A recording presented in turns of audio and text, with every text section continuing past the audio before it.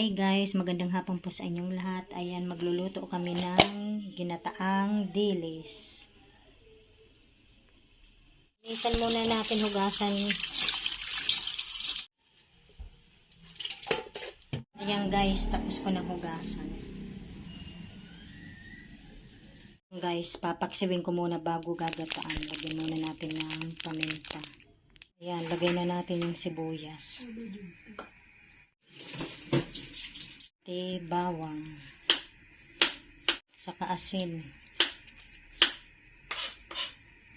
Lagay na din natin yung suka, Ate Linda. Luya. Kulang pa. Tama na. Lagyan na natin ang magic sarap. Yung bawang na yan?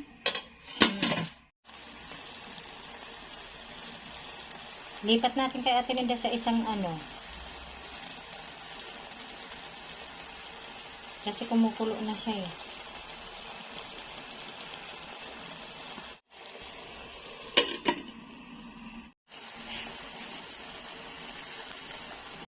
Yan guys, lagay na natin yung gata.